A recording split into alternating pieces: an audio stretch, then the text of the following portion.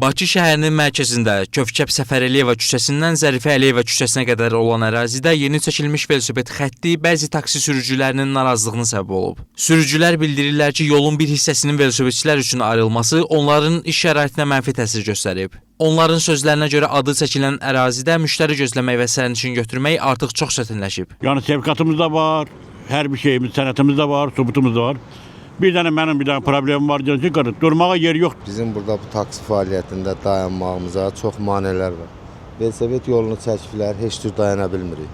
Maşının burada dönüş yerləri qoyulur. Burada velosiped dönüş yerlərinə ehtiyac deyil. Velosiped yolu var, bu yana çəkiblər. 5 metrlikdə velosiped olar.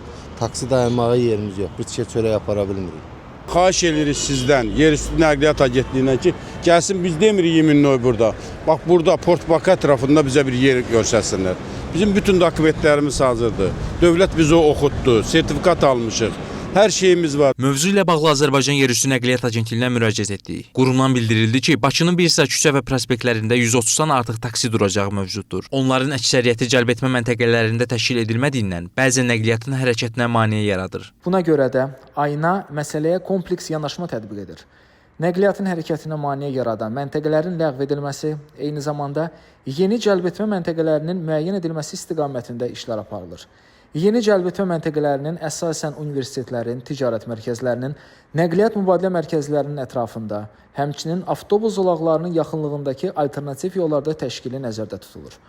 Sakinlərin də müraciətləri nəzərə alınaraq, paytaxtın Tbilisi prospektində, Abbas Mirzə Şərifzadə küçəsində, metronun Ulduz stansiyası ətrafında taksi minik avtomobilləri üçün duracaq, həmçinin minik düşmə yerləri təşkil edilib.